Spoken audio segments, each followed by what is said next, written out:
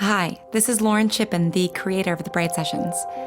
Before we begin, I'd like to give a big thank you to Wink.com for supporting us. Right now, they're offering a $20 credit plus free shipping to our listeners. Visit trywink.com/therapy. But first, Season 3 of The Bright Sessions.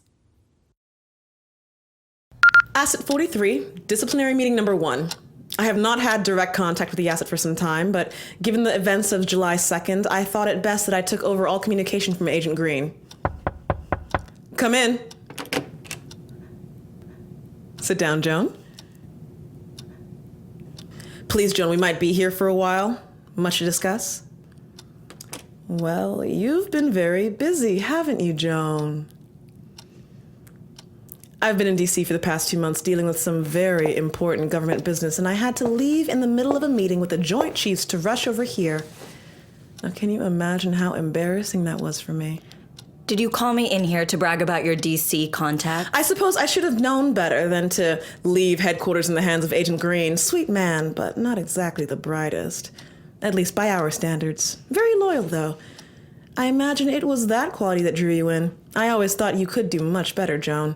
I don't really think that's any of your business. Then again, I understand the appeal of being with someone who doesn't challenge you. You probably enjoyed being so superior.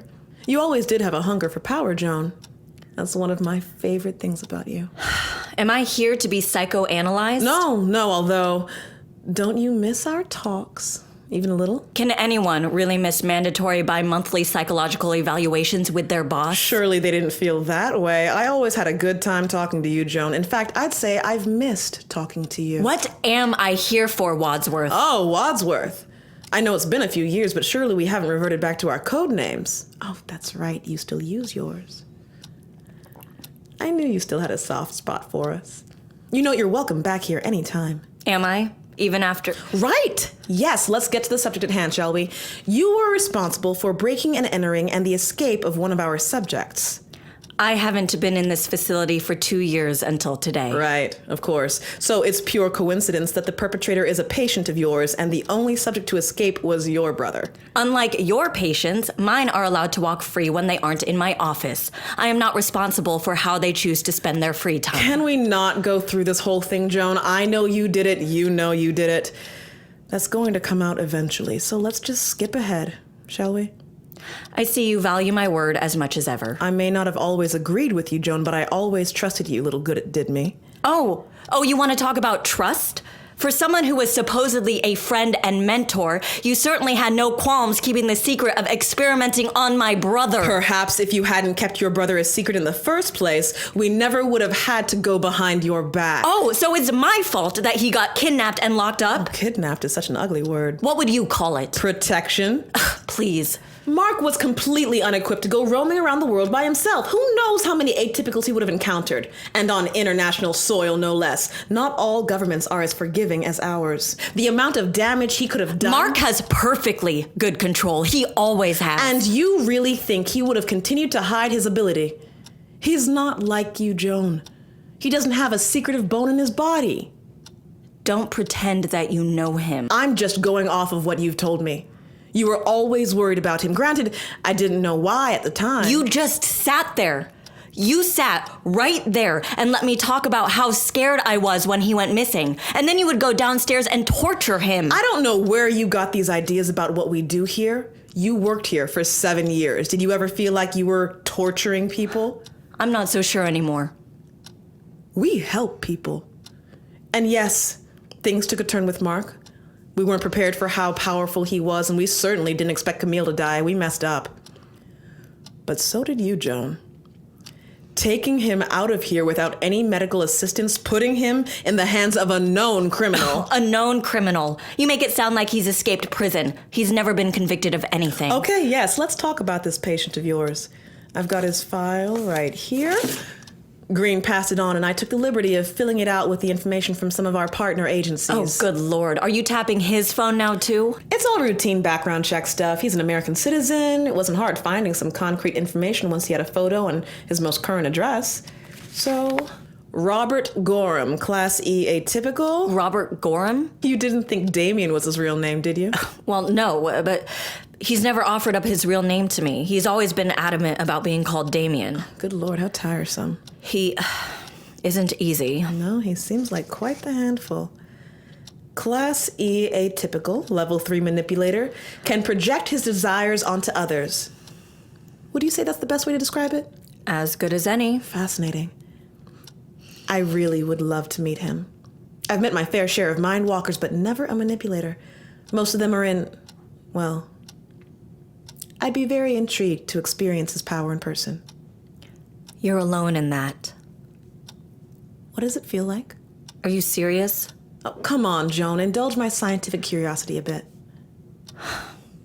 It's unique. Out of all the atypicals I've worked with, I've never experienced anything quite like it. It isn't mind control. No, it's when he wants something, really wants something, and he starts to project it, you want it too. It isn't having your mind overruled as much as it is... Suggestibility. Exactly. Even now that I can recognize when it's happening, a large part of my brain still feels his want as if it's my own. Even while part of your brain understands what's happening. Right. And if his desire is strong enough, then it quiets the dissenting parts of your brain. Though he isn't always able to make it work. So he's only successful when his want is... Deeply felt, yes. So why did he want to break your brother out of here so badly? As I understand it, there's no love lost between the two of you, so why would he do such an enormous favor for someone he doesn't really like that much? I think Damien likes me as much as he can like anyone. Our relationship is complicated. Still, you sold him out to us. Why would he then go to such lengths to reunite the Bryant family? Well, as you can see, Damien didn't reunite me and my brother. Instead, he... Yes, this is all about Mark, isn't it? Agent Green was a little fuzzy on the details. That usually happens the first time you're exposed to Damien. But apparently, Damien, was quite interested in the finer details of Mark's power. So now I have 2 Class E's who can share and amplify a mind manipulation power roaming free God knows where. Wait, you don't know where they are? We don't actually have eyes and ears everywhere, Joan. This isn't a Bond movie. No one has trackers implanted in their arms, and there's no facial recognition technology scanning all CCTV cameras. They slipped away at night on July 4th weekend when there were very few personnel here to deal with it. The timing was impeccable, and now they are, as they say, in the wind. Unbelievable. So... Your plan would have worked? Yes. I do think it would have if things hadn't gone so extremely pear-shaped.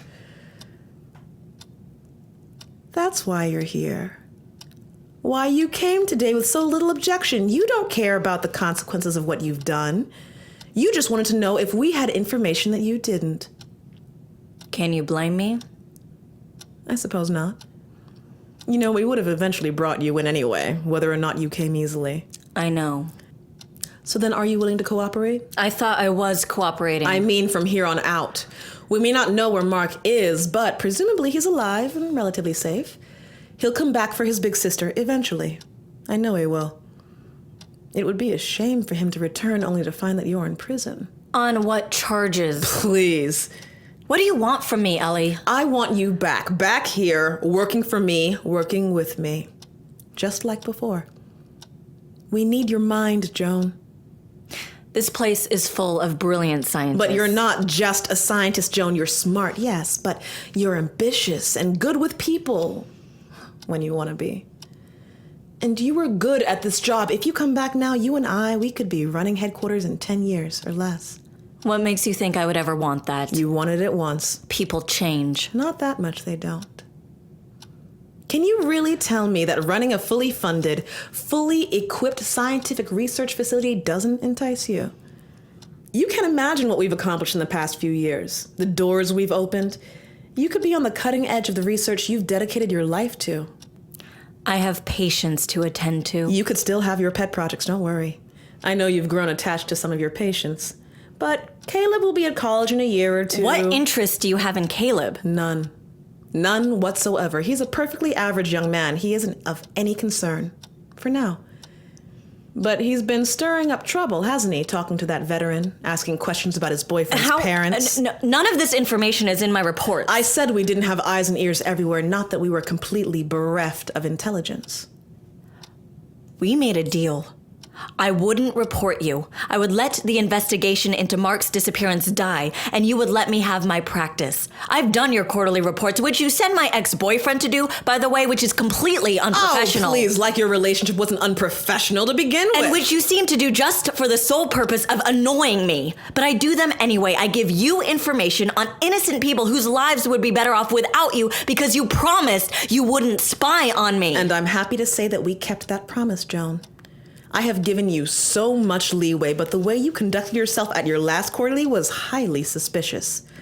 Lying to Agent Green about the patients in your office, misidentifying Robert's power. How did you think we were going to react once we found out? So you snuck into my office and planted bugs? I'm worried about you, Joan. You've let this obsession with what happened to Mark completely cloud your judgment. You've manipulated patients, used them for your own game. Oh, and don't look so scandalized. You never would have gotten Mark awake without a time traveler, so I know you have one of those hidden away. And there's no way it was mere coincidence that Vanessa's daughter was in your waiting room when you met with Green. I'm not stupid, Joan. I know. You've lied to us about the real abilities of at least 2 of your patients. That is very troublesome. These are people that could benefit from our vast resources, and you've robbed them of that. I can help them far better than you can. Are you sure about that, Joan? Like I said, we've made a lot of strides since you left. Are you really so selfish as to deny your patients help that could change their lives? You know, we're very close to being able to medicate some atypical abilities. Camille's death was unfortunate, but as you know, every death is a new opportunity to collect data. Oddly enough, I don't view my patients as potential data points. Oh, Joan, we both know that's not entirely true. Here's what we're going to do. I don't want to report you to headquarters. I'm going to be honest with you, Joan. What happened with Mark and Camille was the first in a long line of major fuck-ups, which, let me tell you, is not how I wanted to start my tenure as senior director. You haven't congratulated me, by the way. Congratulations. You left at just the wrong time. You would have been next up for promotion. I would have made sure of that. Anyway, what was I saying? Oh, yes. I'm not going to report you. I really don't need to give the higher-ups more reason for disappointment, so I'll handle you myself. You're going to come here twice a month and talk to me, just like the old days. Why the hell would I do that? Because I said so. And because I think it will be an informative exercise for both of us. I don't think you should be left to your own devices, and look at where it's gotten you. For the sake of your patients and for the sake of your own safety, I think it's best for me to keep a watchful eye. So, what day 2 weeks from now works best for you? Asset 43, disciplinary meeting number 2. You know, Joan, the purpose of these meetings is for you to actually talk. Really, you're just going to sit there in silence? Isn't that a bit immature of you, Joan? What was your meeting with the Joint Chiefs about? Fine, I'll see you in 2 weeks. Asset 43, disciplinary meeting number 3. I see Caleb is back from his family holiday. That must make you happy. I know no one could ever replace Mark, Any but... luck tracking down Damien yet? No. Asset 43, disciplinary meeting number 4. I suppose the old doctors make the worst patients adage applies to therapists as well.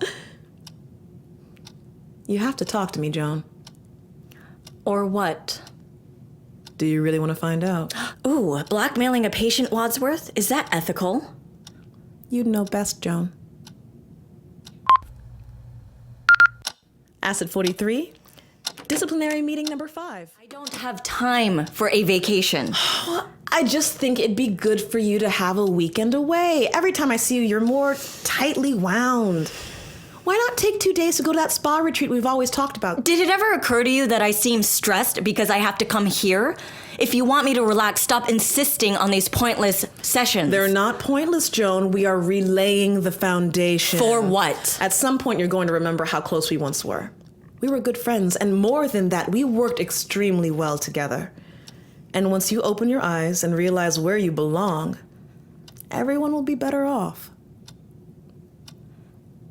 Can I go? Fine. Asset 43, disciplinary meeting number 6. I just don't understand how you have no new information by now. You don't seem to be much closer yourself. But I don't have half your resources. Joan, we haven't exactly put a task force on it. What? Why not? Mark and Robert are not the first fugitives from the AM. You'd be surprised how many loose ends we have out there. That doesn't concern you? Of course it concerns me, but unless they do something to draw attention to themselves, it's not a top priority. They don't seem to be dangerous. We would have heard something by now. Well, who knows how long it will have taken for Mark to fully recover? Who knows if his ability even works anymore after what you did to him? Trust me, we can't remove someone's ability from them. Do your parents know that you've located Mark? I haven't located Mark. That's the problem. Well, but he's not missing anymore, not really. He hasn't been missing in 2.5 years. I just couldn't get to him. How are your parents? Let's not do this, Ellie. Are they still living in Europe? They live in Canada now. Oh, that's nice. Have you been to visit? No. And I take it they still haven't visited you since you moved here. No. Have you had any contact with them at all? When was the last time you spoke to them? Grad school? Why do you care? What does any of this have to do with the AM? It doesn't, but I care about you, Joan. You used to talk to me. I had hoped that with these meetings... What? That we would be friends again? Is that what these sessions have been about? You want me to talk about my feelings? Fine. You know, I used to think you were the most incredible woman I'd ever met.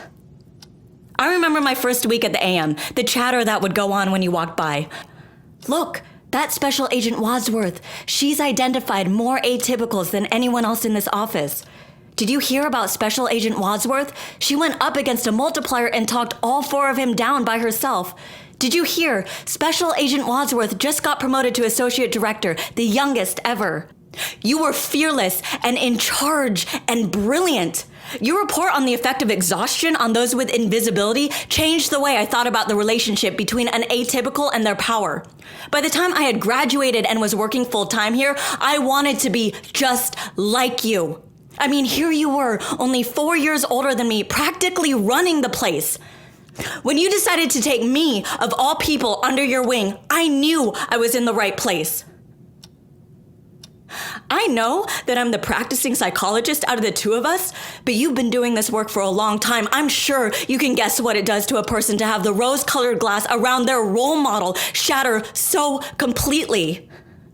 Finding out about the experiments was bad enough, but even then, I made excuses for you to myself. She doesn't have control over everything. These were in place before she got here. I'm sure she's doing everything she can to find a better way, a way to advance the field without hurting people. But you weren't. I've never been that wrong about someone before, so you can imagine how I felt. Betrayed, hurt, embarrassed. You duped me so completely, made a fool out of me and destroyed the most important relationship in my life. And I am not too proud to admit that I've carried that betrayal with me into every aspect of my life. You made me doubt and question everything. How could I ever trust my own judgment again when I had chosen to trust you?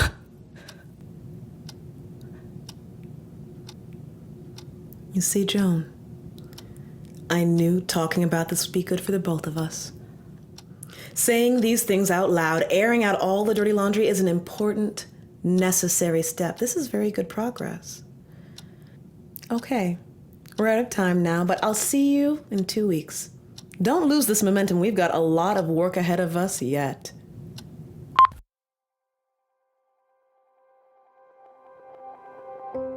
Today's episode was sponsored by Wink.com. Wink knows that every person has their own strange and unusual tastes. Different people prefer different wines. So, Wink custom tailors wines to the tastes of each person and then delivers 3 bottles of wine each month to your doorstep for $39. You can visit Wink.com right now and take their palate profile quiz to get instant, personalized wine recommendations. Wink is offering all of our listeners who are over 21 and live in the U.S. a $20 credit and free shipping on 4 bottles of wine that will be delivered directly to you. Go to trywink.com/therapy to get started on your unique wine journey. That's trywink.com/therapy. We also want to give a huge thank you to all of our supporters on Patreon.